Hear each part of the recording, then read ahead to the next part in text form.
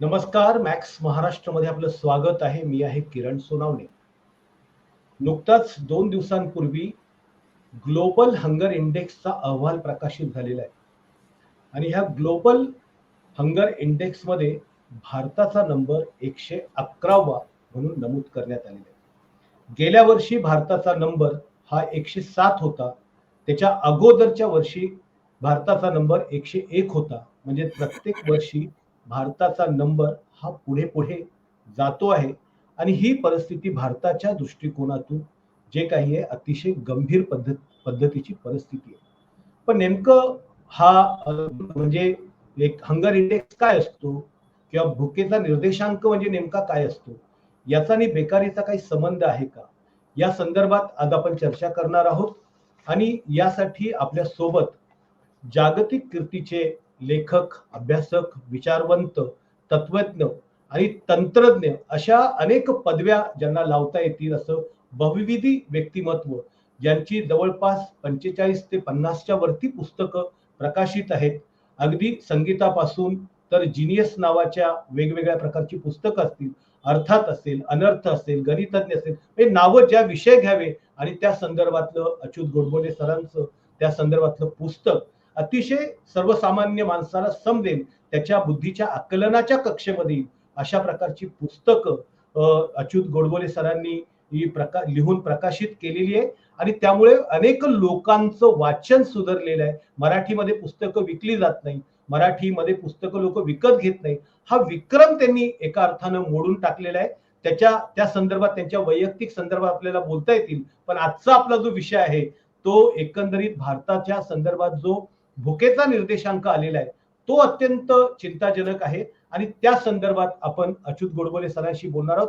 Sir, स्वागत आहे तुमचं मॅक्स महाराष्ट्रमध्ये. नमस्कार सर. तुम्ही भारतात राहिलात आणि जगभर फिरलेले, आता जगातल्या अनेक देश आणि तुम्ही पाहिलेले आहेत आणि आता नुकताच भारताचा हा भुकेचा निर्देशांक किंवा ग्लोबल हंगर इंडेक्स मध्ये भारताचा 111वा नंबर आलेला आहे. काय सांगाल तुम्ही या संदर्भात? तुम्ही कसं पाहता या सगळ्या गोष्टीकडे? आता ग्लोबल हंगर इंडेक्स 111 आणि गेल्या वर्षी तो याच्यापेक्षा कमी होता. मला असं वाटतं 107. ही खूप गंभीर बाब आहे.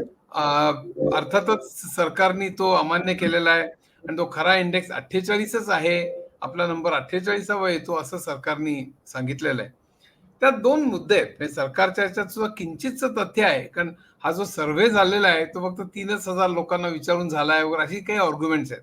त्यात थोडंफार तथ्य आहे असंही मला वाटतं. दुसरं असं की 80 कोटी लोकांना 5 किलो धान्य सरकार देतंय, त्यामुळे ते सगळे म्हणजे 80 कोटी लोकांना 5 किलो धान्य द्यावं लागावं हीच मुळे अर्थव्यवस्थेतले क्रायसिस दाखवतं खरं म्हणजे. पण तरी सुद्धा ते धान्य दिल्यानंतर इतकं प्रचंड भूक राहील आपल्या देशामध्ये असंही नाही. असे दोन भाग आहेत. त्यामुळे मला प्रत्यक्ष तो 111वा नंबर आहे का 48वा आहे का मध्ये कुठेतरी आहे, हा एक वादाचा विषय असू शकतो. तर आपण सरकारचं म्हणणं ऐकून घेतलं पाहिजे असं मला वाटतं. पण हा प्रश्न खूप गंभीर आहे. दुसरा मुद्दा असा की सरकारचा प्रश्न असा आहे की सरकार स्वतः डेटा देत नाही आणि असा काही डेटा आला तर तो आमचं बरोबर नाही असं म्हणत बसतं. हे बरोबर नाही. मला असं वाटतं सरकारने सगळ्या बाबतीमध्ये डेटा उघड केला पाहिजे. जीडीपीचा डेटा, बेकारीचा डेटा, शेतकऱ्यांच्या आत्महत्याचा डेटा, साधं सेन्सस 2021 साली व्हायला पाहिजे होतं ते झालेलं नाहीये. आणि मला असं वाटतं की त्यामुळे हे सगळे प्रश्न निर्माण होतात की बेसिकली डेटा आयदर द्यायचा नाही किंवा लपवायचा, हा प्रकार करू नये असं मला वाटतं. तो जितकं जास्त ट्रान्सपरंट सरकार राहील तितका लोकांचा त्याच्यावर विश्वास बसेल. उदाहरणार्थ आत्ताच मी म्हणालो की कदाचित हा इंडेक्स आपला नंबर 48 आणि 111च्या मध्ये कुठेतरी असू शकेल, कदाचित, मला माहित नाही.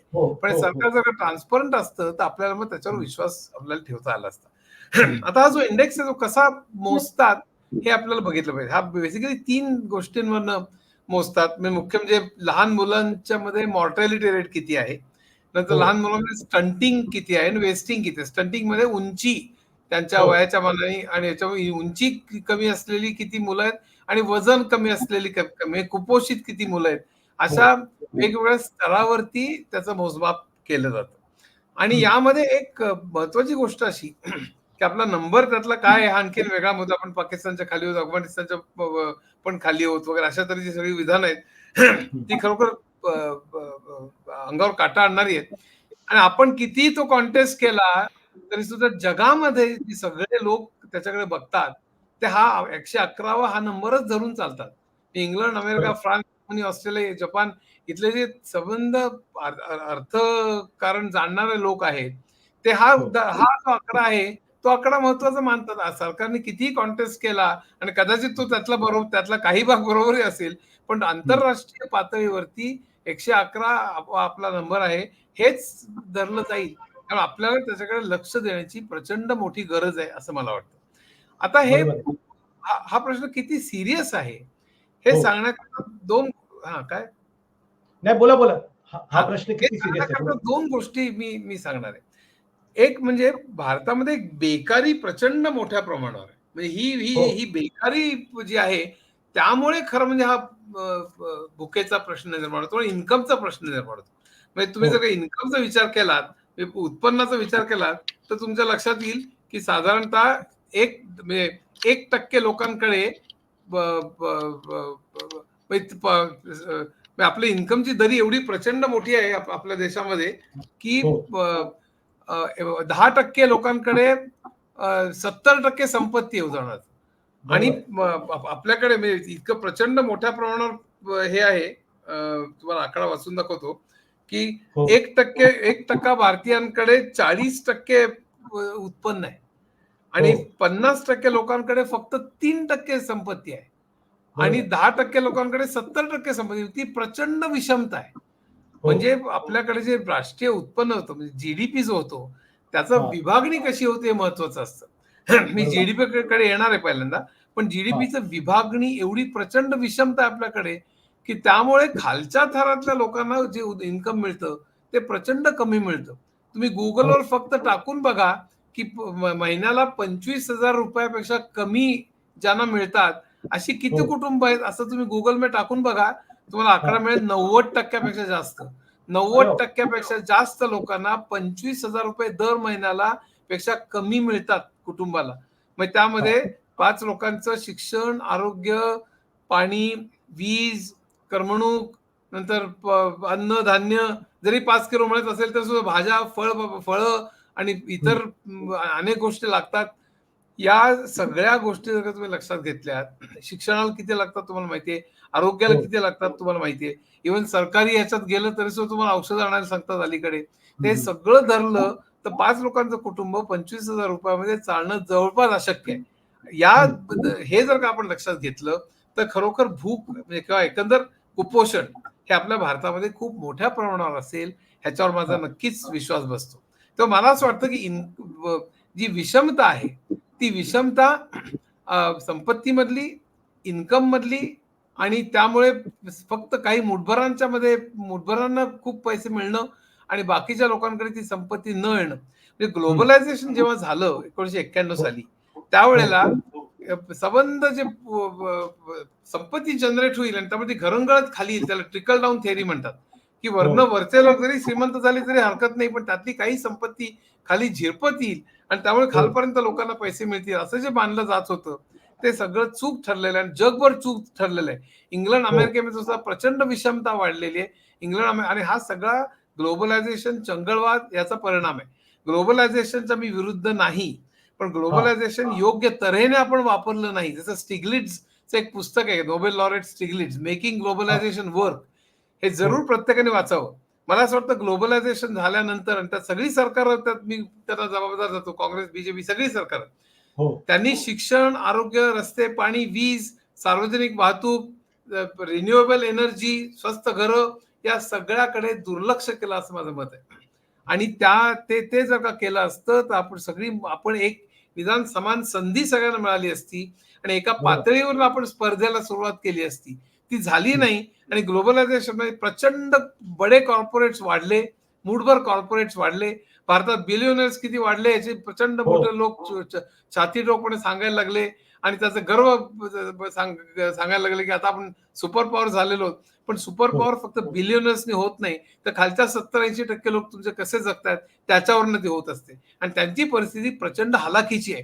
आता हम्म. ग्लोबल हंगर इंडेक्स किती हा भाग सोडून द्या, पण 80 कोटी लोक 5 किलो धान्यावर तुम्हाला जगवत ठेवावे लागतात. आता ते किती दिवस पुरणार आहे मला माहित नाही.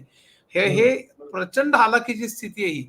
आणि ती ती सुद्धा सगळ्या 80 कोटी लोकांना मिळत नाही. खरं म्हणजे आपल्या प्लॅनिंग कमिशन नाही, आता नीती आयोग आहे. ते नीती आयोग प्रमाणे ती संख्या सुद्धा 80 कोटी नसून 89.5 कोटी होती. पण इतक्या जवळपास 90 कोटी लोकांना तुम्हाला 5 किलो धान्यावर जगवावं लागतं. करोनामध्ये 30 कोटी लोक साधारण दारिद्र्य रेषेखाली ढकलले गेले. आता ते थोडेफार वरती आले असतील.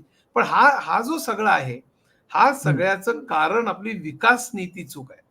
आणि हो. विकास नीतीमध्ये आपण फक्त शहरं त्याच्यात कॉन्सन्ट्रेट करून बड्या इंडस्ट्रीज, प्रचंड मोठं ऑटोमेशन ज्याच्यात एनर्जी खूप वापरली जाते म्हणून क्लायमेट क्रायसिस आलेला आहे.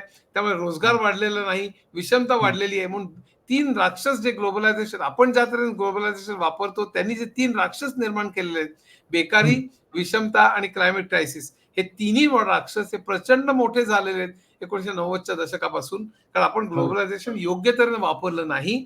आणि पुन्हा रिपीट करायचं मी धोका पत्करूनच सांगतो की शिक्षणावर जीडीपीचा 6% खर्च करायला पाहिजे, आपण 3% करतो. आरोग्यावर जीडीपीचा 5% करायला पाहिजे, तर आपण 0.9 to 1.2% करतो.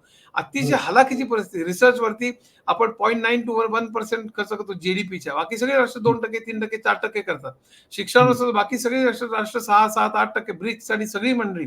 आणि एक लक्षात ठेवलं पाहिजे, या सगळ्या लोकांच्या सरकारांनी खर्च केलेले आहेत. प्रायव्हेट इन्स्टिट्यूशननी नाही, एनजीओनी नाही. या आपण कोरियाचं उदाहरण देतो, दक्षिण कोरियाचं बघा तो कसा प्रगती झाली.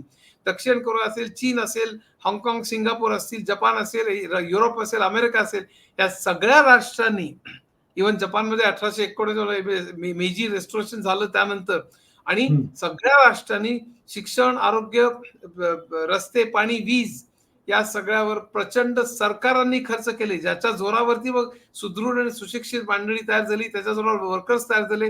म्हणूनच चीनकडे आउटसोर्सिंग गेलं सगळं.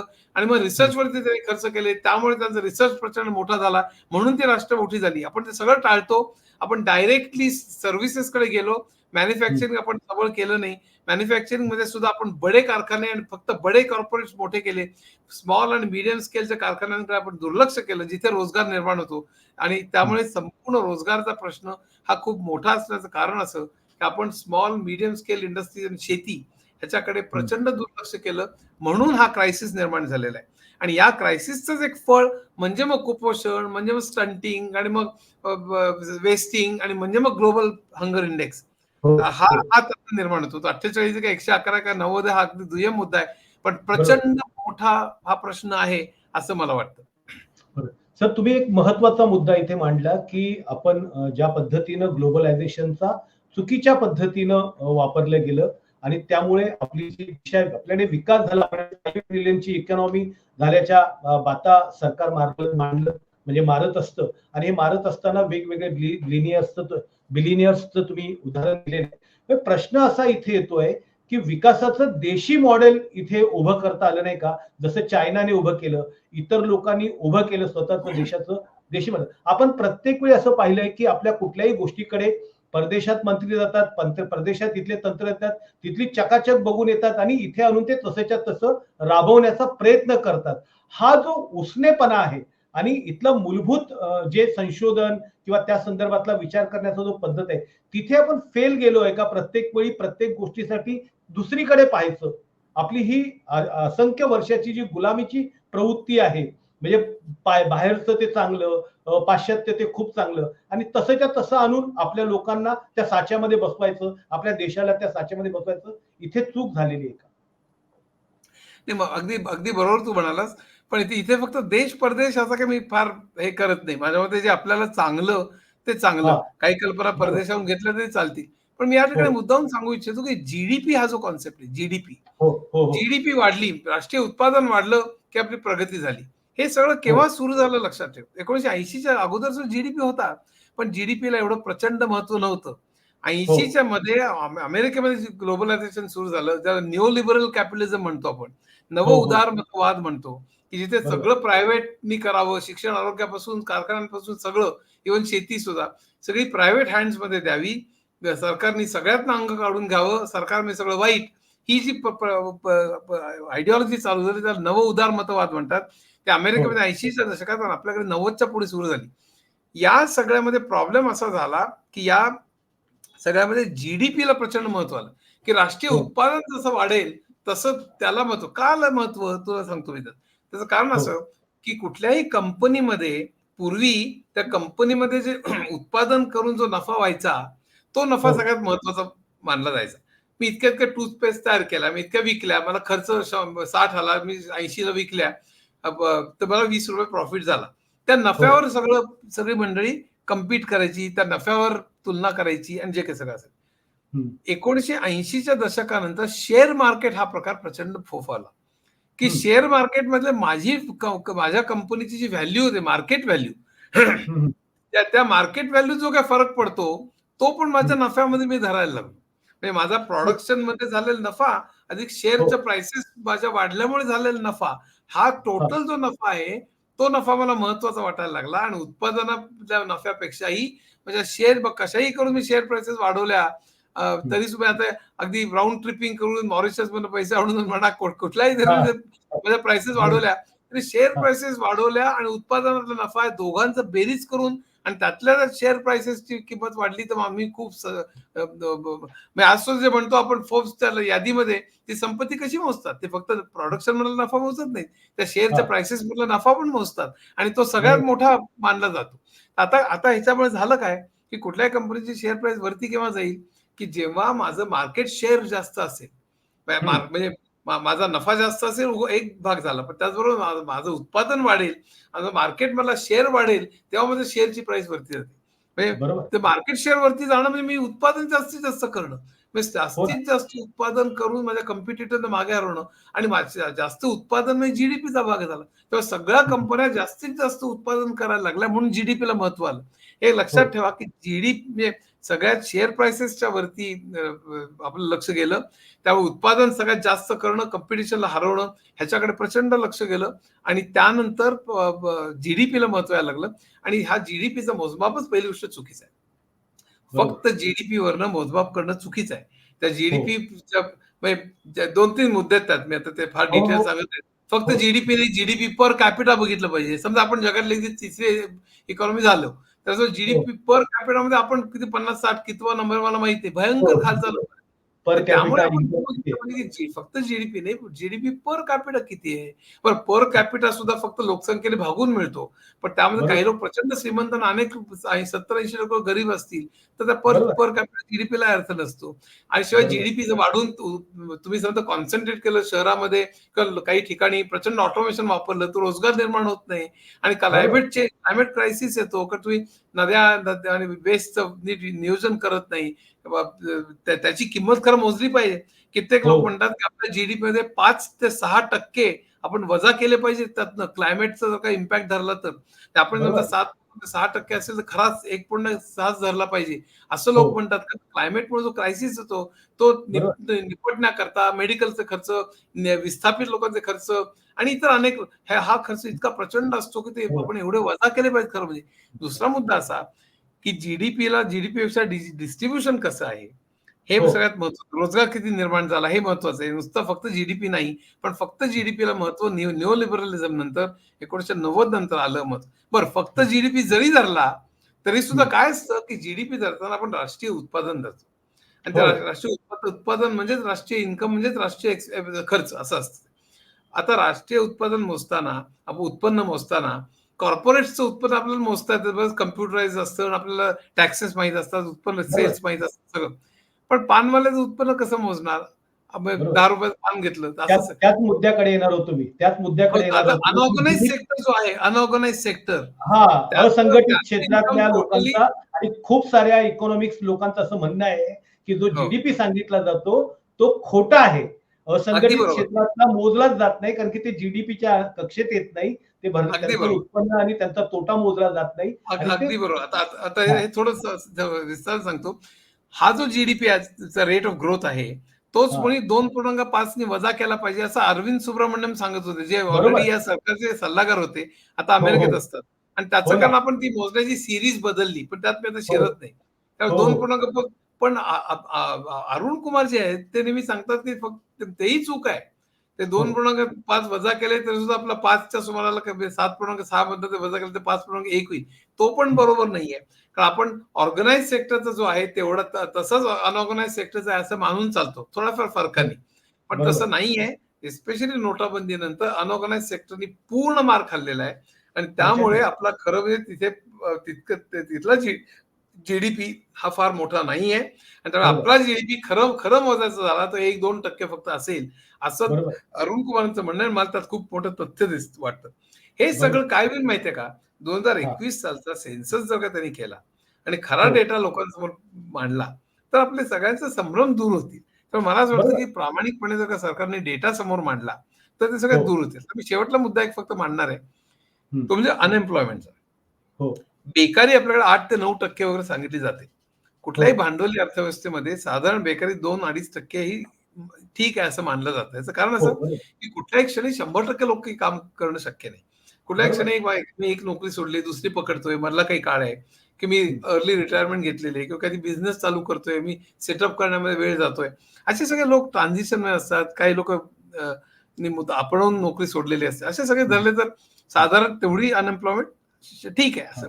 त्यात ती अर्थव्यवस्थेला फार काळजी पण 8-9% नक्कीच वाईट आहे. पण खरं प्रॉब्लेम असा आहे की ते 8-9% सुद्धा नाहीये. बरोबर. तरुणांमध्ये फार मोठा अनएम्प्लॉयमेंट आहे. कसं ते सांगतो. हो. CMI centre for monitoring Indian economy नावाचा एक प्रकार आहे. हो. तर centre for monitoring Indian economy आपल्याला डेटा सर्व्हिस करते दर काही काळाने आणि आपल्याला हा. डेटा देत असते. तर त्यांनी हो. सांगितलेलं आहे की त्यांनी की अनएम्प्लॉयमेंट मोजायची असेल तर खरं लेबर फोर्स पार्टिसिपेशन रेशो मोजायला पाहिजे. Labour okay. फोर्स LFPR म्हणतात त्याला. म्हणजे काय? हो.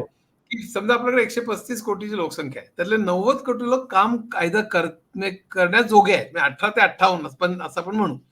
हो. तर त्याच्या खालचे जे लोक ते शिक्षण घेतात आणि वरचे जे लोक ते ज्येष्ठ नागरिक आहेत किंवा आजारी आहेत किंवा काय जे काय असेल. त्या हम्म. 18 ते 58 पैकी जे काम करण्याजोगे लोक आहेत ते साधारण 90 कोटी लोक आहेत भारतामध्ये. हम्म. त्या 90 कोटी लोकांपैकी किती लोक काम करतायत किंवा किती लोक काम हम्म. शोधतायत. हो. काम शोधतायचं झालेलं आहे त्याच्यात. फक्त तुम्ही काम बरोबर आहे. करणारे, काम शोधणारे ह्या हो. दोघांची बेरीज करायची आणि त्याला 90 भागायचं. त्याला लेबर हो. फोर्स पार्टिसिपेशन रेशो असं म्हणतात. तो बरोबर. भारतामध्ये फक्त 42% 40 ते 42%. अरे वा. म्हणजे त्याच्या 48% 90 कोटीच्या 48% म्हणजे 50% झालं तर 45 कोटी होतील. 48% तर 42 कोटी होतील. साधारण 42 कोटी लोकांना आज नोकऱ्या नाहीयेत किंवा त्यांनी नोकरी बघणं सोडून दिलेलं आहे. लक्षात ठेवा. किती भयानक प्रश्न अरे आहे वा. लक्षात ठेवा. खूप भयंकर प्रश्न. हां, म्हणजे वर्किंग पॉप्युलेशन जे काम करू शकतात त्याच्यात जवळपास 48 ते 50% लोकांना काम नाहीये. आणि हम्म. तरुणांमध्ये तर सीएमआयच्या डेटाप्रमाणे 25-30% लोकांना नोकऱ्या नाहीये. स्त्रियांमध्ये आणखीन जास्त आहे. पण या लेबर फोर्स पार्टिसिपेशन रेशो प्रमाणे फक्त हम्म. 40 ते 42% आपला LFPR आहे. आणि हम्म. आपल्या कंपॅरेबल ब्रिक्स मधले किंवा इतर अनेक राष्ट्रांचे हे 60-70 असे आहेत. 60% हो. 70%. हो. म्हणजे हो. आपले अरुण कुमार नेहमी म्हणतात की 20% आपली जनता जी आपल्या प्रोडक्शनमध्ये सहभाग होऊ शकली असती, ते होऊ शकत नाही. आपलं इतका मोठा वेस्ट होतोय. आणि वेस्ट बरोबर. म्हणजे मानसिक प्रश्न, हो. अस्थिरता मनुष्यबळाचा. हा. आणि त्यामध्ये मग इन्कम नसणं, मग त्यातून स्टंटिंग आणि त्यातून हे सगळं. आता काय होतं 8-9% कसे येतात बेकारी? तर हे जे हा. सगळे लोक आहेत ना, या शहरातले लोक काम नाही मिळालं की खेड्यात जातात आणि आपले हो. 2 भाऊ जर शेतात काम करत असतील तर तिसरा पण त्यात मिसळून जातो. तर सर्व्हे बरोबर. करणारा कोणी त्याला विचारलं, "तू काय करतोस?" "मी शेती करतो" म्हणतात. तर त्याला वाटतं हा हो. काम करतोय. अनएम्प्लॉईड नाही असं त्याला वाटतं. थोडक्यात हा बरोबर. प्रश्न फक्त अनएम्प्लॉयमेंटचा नाहीये, तर मॅसिव्ह अंडर एम्प्लॉयमेंटचा आहे. हो. मॅसिव्ह हो. Under employment. Under employed. त्यामुळे बरोबर. एम्प्लॉईड सुद्धा जे दाखवले जातात, त्यांचं पूर्ण त्याचं हे क्षमता त्याची वापरली जात नाही. या हो. सगळ्याचं मुख्य कारण असं, की आपण स्मॉल स्केल, मीडियम स्केल म्हणजे MSME ज्याला म्हणतो म्हणजे हम्म. मायक्रो बरं मायक्रो म्हणजे 1 कोटीच्या खाली भांडवल असणार आहे. तेच हो. 90% आपण MSMEला एक बास्केट मानतो. पण त्यातले हम्म. मायक्रो जे आहेत, ते 90% त्यातले. त्यांच्याकडे बरोबर. आपण दुर्लक्षच देत नाही. त्यांना लोन मिळत नाही. नोटाबंदीनंतर त्याला कॅश फ्लो त्याचा पूर्ण बरबाद झालेला आहे. त्यातला हम्म. कित्येक गिळंकृत केलेल्या मोठ्या कंपन्यांनी. म्हणजे त्याची उदाहरणं खूप आहेत. म्हणजे मोठमोठ्या कंपन्यांनी बरेच MSMEतले गिळंकृत केले. हो. कोव्हिडच्या काळात, त्याच्या अगोदरच्या काळात. गेल्या 5-7 वर्षामध्ये अनेक MSME गिळंकृत केले मोठ्या मंडळींनी. त्यामुळे विषमता हो. आणि हो. कॉन्सेप्ट आणखीनच वाढलं. बरोबर. त्याच्याऐवजी आपण MSMEजना प्रोत्साहन देऊन तिथे टेक्नॉलॉजी प्रगती कशी होईल, तिथे लोन कसं मिळेल, त्याला प्रशिक्षण कसं मिळेल, हे जर का केलं तर लोक इंडस्ट्रीकडे येऊन शहरात गर्दी करायची इंडस्ट्रीजनी तिकडे जाणं आणि त्यामुळे इंडस्ट्री विखुरणं आणि त्यामुळे क्लायमेट चेंजचा पण क्रायसिस कमी होईल, रोजगार पण निर्माण होईल. असं सगळं आहे. जीडीपी भले का अगदी 1-2% कमी होईल त्यामुळे कदाचित, मला माहित नाही. पण आपण फक्त जीडीपी म्हणजे प्रगती हे इक्वेशनच चुकीचं आहे असं मला वाटतं. म्हणून विकास नीतीशी त्याचा संबंध येतो. बरोबर. तुमच्याकडे एका प्रश्न, ह्या सगळ्या बोलल्या चर्चेतून एक प्रश्न मला आला की आपण सगळे मोठ्या भांडवलशाहीकडे मोठ्या वाटचाल करतोय, कॅपिटलिझमकडे. तर नुसता कॅपिटलिझम नाही तर पहिल्या काळामध्ये आता हा क्रोनी कॅपिटलिझम झालेला आहे आणि काही लोक याला क्रिमिनल कॅपिटलिझम असं म्हणतात. क्रिमिनल कॅपिटलिझम, क्रिमिनल कॅपिटलिझम अर्थशास्त्राच्या दृष्टीने तो क्रोनी आहे का क्रिमिनल आहे आणखी वेगळा मुद्दा झाला. अर्थशास्त्राच्या दृष्टीने तो मोनोपोली कॅपिटल आहे, कॉम्पिटिशन तो मारून टाकतो, तो स्मॉल अँड मीडियम स्केलला. हे इकॉनॉमिक्सच्या दृष्टीने ते महत्वाचं म्हणून ते क्रिमिनल आणि क्रोनी आहे. प्रश्न याच्यामध्ये येत होता की लोक जशी सुशिक्षित होत आहेत, उच्च शिक्षित होत आहेत, तंत्रज्ञान मोठ्या प्रमाणात येत आहे, आता तर आर्टिफिशियल इंटेलिजन्स ही सगळीकडे प्रवेश करत आहे, त्याने अजून बेरोजगारीचा रेट हा मोठ्या प्रमाणात वाढणार आहे. आणि असं असताना आता याला जर रोखायचं म्हटलं, जसं सांगितलं की स्टीफन हॉकिंगच्या पुस्तकामध्ये स्टीफन हॉकिंग बोलताना असं म्हणतात की माणसाचं तंत्रज्ञान खूप वाढलेलं आहे, पण त्याची मनोदशा जी आहे ती राक्षसी अजून राहिलेली आहे, त्याची महत्वाकांक्षा जी राक्षसी राहिलेली आहे. आणि ह्या राक्षसी याच्यामध्ये तो संपूर्ण मानवतेचं नुकसान करण्याच्याकडे एक वाटचाल करतोय. याला रोखायचं असेल तर काय करायला? आता युद्ध बघा ना, साधी कसलं आर्टिफिशियल इंटेलिजन्स, काय आपण केवढं युद्धात माणसं मारतोय हॉस्पिटलमध्ये आणि इकडे तिकडे दोन्ही बाजूनी, काय दोन्ही बाजूनी हिंसा आहे. माणसाने माणूस पण प्रगती आपण केलेलीच नाही, आपण तेवढेच रानटी आहोत. आणि आत्ताच्या परिस्थितीमुळे बेकारी वाढेल तर काही लोक म्हणतात की तितकेच नाही, पण निम्मे तरी जॉब वेगळ्या तऱ्हेने तयार होतील. पण असं आहे की एआय मुळे, इंडस्ट्री 4.0 मुळे नवीन जॉब जरी तयार झाले इतक्या वेगाने बदलणार आहेत, तुम्हाला सारखं अनलर्न करावं लागणार आहे की त्याचा मानसिक तणाव प्रचंड पडणार आहे. आज तुम्ही करताय ते ऑब्सोलीट होणार आहे काही वर्षातच. पूर्वी ऑब्सोलीट व्हायला 30 वर्ष लागायची, तुमची करिअर निघून जायची, तो पण नवीन टेक्नॉलॉजी यायची, मग तुमची मुलं ती नवीन टेक्नॉलॉजी वापरायची. आज तुमच्याच आयुष्यात 5-10 किंवा 6 तुम्हाला बदल करावे लागतील, जुनं विसरून नवं शिकावं लागेल, त्याचे मानसिक ताण प्रचंड पडणार आहे. त्यात सुद्धा निम्म्या लोकांचे, कित्येक लोकांचे जॉब जातील आणि अस्थिरता प्रचंड वाढेल. त्यामुळे आणखी युनिव्हर्सल बेसिक इन्कम सारख्या अनेक गोष्टी होतात, पण ते बोलायला आपल्याला वेळ नाही. प्रश्न असा आहे की उद्याच्या जगात प्रचंड अस्थिरता निर्माण होणार आहे, त्याला तोंड देण्याकरता. आणि माझं म्हणणं एक आहे की समजा टेक्नॉलॉजी वापरली तर लोक नेहमी म्हणतात टेक्नॉलॉजी वापरूच नाही की काय, मग प्रॉडक्टिव्हिटी कमी होईल वापरली नाही तर. म्हणून टेक्नॉलॉजी आहे, अस्तित्वात आहे म्हणून वापरायचीच नाही की केवळ लोकांना कामाला लावण्याकरता, मुळीच नाही. टेक्नॉलॉजी वापरा. हे बघा, माझं म्हणणं असं आहे, जोपर्यंत पर्यावरणाला धोका प्राप्त होत नाही, कार्बन इमिशन सगळ्यात जास्त होत नाही, तोपर्यंत टेक्नॉलॉजी जरूर वापरा, माझं अगदी पूर्ण म्हणणं आहे.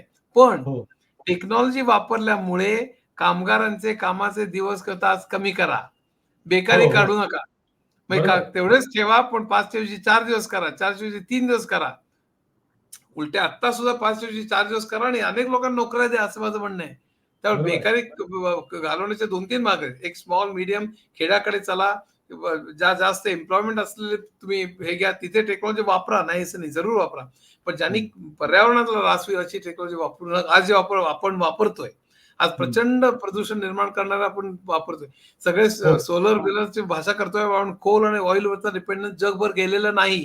त्याच्यात इन्व्हेस्टमेंट प्रचंड वाढतीये दरवर्षी. हा अतिशय विनाशकारी प्रकार आहे. माझ्या अनर्थ पुस्तकात मी धोका प्रचंड मानलेला आहे.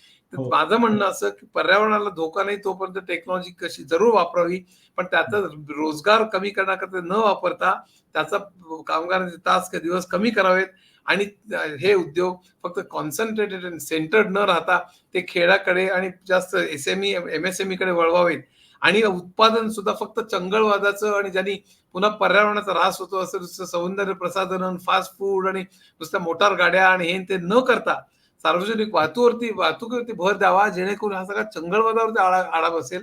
जीडीपी भले का 2% कमी होईना, आपण जास्त सुखी समाधानी समाजाकडे वाटचाल करू असं मला वाटतं. बरोबर. शेवटचा प्रश्न असा विचारतो मी तुम्हाला की आत्ता देशातल्या नागरिकांना आणि सरकारला, कारण की याला जबाबदार दोघी बाजूनी आहे. म्हणजे सरकार जितकं जबाबदार आहे तितके नागरिक पण जबाबदार आहेत. म्हणजे दोघं हो, बाजूनी. एक पॉलिसी मेकिंग करणारे जे असतं विश्वस्त म्हणून हो, ज्यांना आपण निवडून देतो ते शासन प्रशासन, आणि हो, लोक जे मतदान करून आपल्या विचाराचं सरकार निवडून देतात. तर आता यांनी दोघांना काय काय काय केलं पाहिजे की ज्या निमित्तानं हा जो भूक आणि बेकारीचा प्रचंड भस्मासूर उभा राहतोय आणि हा हो, याच्याने आपल्या देशात अराजकतेच्या आपण कठड्यावरती आहोत किंवा काही ठिकाणी अराजकता सुरू झालेली आहे. एकंदरीत आपण जर पाहिलं मिझोराम वगैरे सारख्या ठिकाणी, आणि हो. आपल्याला दररोज नव्या प्रश्नांना सामोरं जायचं.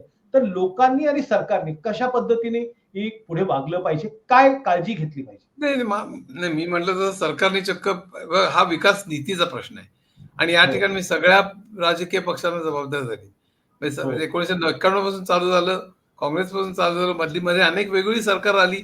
ते सगळ्या हो. सरकारनी पॉलिसी बदलली आणि आता ते टोकाला गेलेली पॉलिसी. आता तर बरोबर. विषमता भयंकर टोकाला गेलेली. त्यामुळे हो. सगळी मला असं वाटतं हा प्रश्न सरकारचा नाहीये. हां. हा विकास नीतीचा प्रश्न आहे आणि आपण आपल्यासारख्या लोकांनी एक मोठी चळवळ उभी केली पाहिजे. तुम्ही हो, काय तुमचं बाकीचं काय राजकारण जाऊ दे. पण म्हणजे रस्ते, पाणी, वीज, शिक्षण, आरोग्य, सार्वजनिक वाहतूक, हो, रिन्युएबल एनर्जी आणि स्वस्त घरं ह्याच्यावर प्रचंड पैसा सरकारनी पुढची 20 वर्ष मुंडी खाली घालून केला पाहिजे. आणि हे हो, पैसे कुठून येणार असं लोक विचारतात. काळा पैसा जर का आणला आपलं जीडीपीचा कित्येक एस्टिमेट्स 20-30% काळा पैसा आहे. फक्त काळा पैसा आणला तरी सुद्धा हे सगळे फायनान्स होऊ शकेल खरं म्हणजे. आणि शिवाय हो, आपले टॅक्सेस वाढवलं पाहिजे. आपला टॅक्स टू जीडीपी रेशो आपला कधी 12 ते 15% आहे. बाकीच्या सगळ्या राष्ट्रांचा 20, 30, 40, 50% आहे. आपण टॅक्स जीडीपीच्या मनाने फार कमी कलेक्ट करतो. तरी लोक बोंबा मारतात टॅक्स भयंकर म्हणून. त्यातनं हं. डायरेक्ट टॅक्स आपण कमी करतो. डायरेक्ट टॅक्समुळे विषमता कमी होते. जितकं हो, उत्पन्न तेवढं टॅक्स जास्त. इनडायरेक्ट हं. टॅक्स आपला जीएसटी जास्त आहे. मी पण जीएसटी भरतो आणि मोठा उद्योजक पण भरतो आणि खालचा हो, कामगार पण भरतो. त्यामुळे हो. जीएसटी हे विषमता वाढवणार आहे किंवा कुठली इनडायरेक्ट टॅक्सेस. आणि आपण हं. अगदी अभिमानाने सांगतो आम्ही जीएसटी एवढं कलेक्ट केलं. हे वाईट आहे हो. जीएसटी एवढं जास्त तेवढं विषमता वाढते खरं म्हणजे.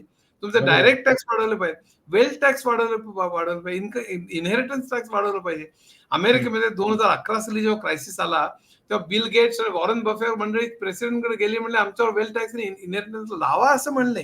आपल्याकडे हां, असं लावलं तर लगेच 9 वाजताच्या याच्यामध्ये किती भयानक आपण समाजवाद आणि कम्युनिझम आणतोय वगैरे लोक सुरू करतील 9 वाजताच्या हां. डिबेटमध्ये. आणि सगळे कॉर्पोरेट सगळे आम्हाला आता इन्सेंटिव्ह राहिलं नाही वगैरे असं म्हणतील. तर हा जो सगळा प्रकार आहे हा भयानक आहे. हे पैसे एक तर ब्लॅक पैशातनं आपल्याला उभे करता येतील. टॅक्सेस हं, वाढवून निदान वेल्थ आणि इनहेरिटन्स टॅक्स वाढवून करता येतील. हं, अनेक हं, मार्ग आहेत त्याच्याकरता. आणि त्यातनं हे जर का केलं आपण तर हं, विषमता कमी भले भले पुन्हा पुन्हा सांगतो की जीडीपी भले 1-2% कमी होत न होते. पण हं. माणसं समान संधी मिळेल आणि माणसं एका पातळीवर निदान स्पर्धा करायला लागतील. आणि मग आपला एक समाज निदान जास्त एक सॅनिटीच्या दिशेने प्रवास करेल. कुठली का पार्टी असेल. हा माझा बरोबर. संदेश सरकारला आहे. आणि हा सरकार जोपर्यंत ते पाळत नाही, तोपर्यंत त्याच्याविरुद्ध चळवळ उभी करणं हे हं, चळवळ शांततापूर्ण, हं, लोकशाहीच्या हं, मार्गाने. कुठलीही हं. अशांती नको, कुठलीही हिंसा नको. पण लोकशाहीच्या मार्गाने ही मागणी सातत्याने धरणं मी जे माझ्या लिखाणातनं, भाषणातनं सातत्याने मांडत असतो. हो, असं सगळ्यांनी हो. हजार लोकांनी जर का केलं आणि सगळीकडे चळवळ उभी राहिली हां, शांततामय, तर हां. सरकारवर दबाव येईल असं मला वाटतं.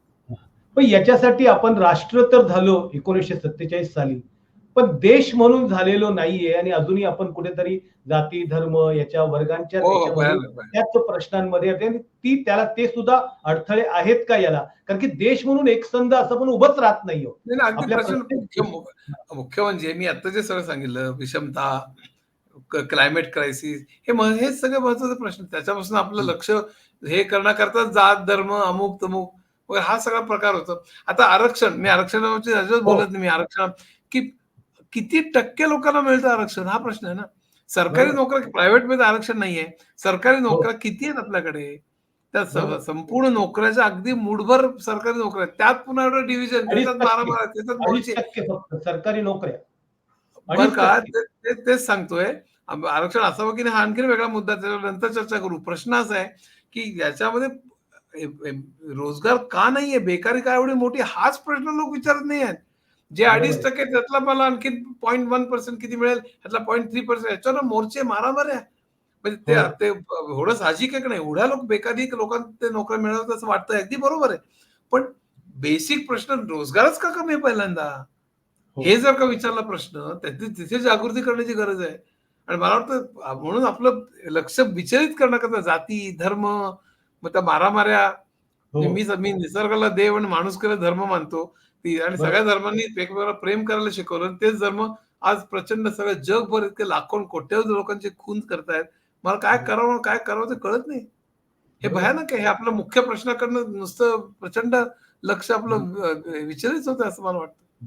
बरोबर आहे, बरोबर आहे. धन्यवाद धन्यवाद. गोडबोले सर, तुम्ही अत्यंत महत्त्वाच्या विषयावरती आणि ऐन वेळेला तुम्हाला शॉर्ट नोटीस देऊन तुम्ही आलात आणि मॅक्स महाराष्ट्राशी संवाद साधलात. त्याबद्दल तुमचे खूप खूप धन्यवाद. मित्रांनो, हे होते अच्युत गोडबोले, जागतिक कीर्तीमध्ये असणारे विचारवंत, अभ्यासक, तंत्रज्ञ आणि असंख्य म्हणजे देशाच्या पृथ्वीच्या तलावरती असणाऱ्या महत्त्वाच्या प्रत्येक विषयावरती त्यांची पुस्तकं आहेत. त्यामुळे त्यांची जी मतं आहेत, त्यांनी शेवटचं एक वाक्य खूप महत्वाचं मांडलं, की त्यांनी सांगितलं, की मी निसर्गाला देव मानतो आणि माणुसकीला धर्म मानतो. इतक्या स्पष्टपणे जर माणसाचे विचार असतील, तर मला असं वाटतं, की येणाऱ्या काळामध्ये देशाचं भवितव्य हे चांगलं होईल. त्यांनी खूप महत्वाच्या मुद्द्यांवरती आपलं मत मांडलेलं आहे आणि हे जर प्रत्येकानं लक्षात घेतलं, तर मला असं वाटतं, की आपण ज्या क्रायसिसमध्ये आहोत, ज्या एकंदरीत संकटामध्ये आहोत, भुकेच्या संदर्भात भुकेचा प्रश्न आहे, बेरोजगारीचा प्रश्न आहे आणि त्याच्यानेच आपल्या देशाचा हॅपीनेस इंडेक्स हा सुद्धा खाली खाली जात असतो आणि त्यामुळे त्या संदर्भात सुद्धा आपण वेगवेगळ्या पद्धतीने विचार केला पाहिजे. माणसाच्या जीवनातला किंवा देशातल्या लोकांच्या माणसाच्या जीवनातला आनंदच हिरावून घेण्यासाठी एकंदरीत ही व्यवस्था कार्यरत आहे की काय? अशा पद्धतीची शंका यावी अशी स्थिती आहे. तुम्ही म्हणजे अच्युत गोडबोले सरांचं ऐकलेलं आहे. तुम्हाला नेमकं काय वाटतं? तुमच्या मनात काही प्रश्न उपस्थित झाले असतील किंवा तुम्हाला काहीतरी वेगळा विचार सुचला असेल, तर तुम्ही नक्की कमेंट बॉक्समध्ये लिहा आणि पाहत रहा मॅक्स महाराष्ट्र, आवाज महाराष्ट्राचा. धन्यवाद.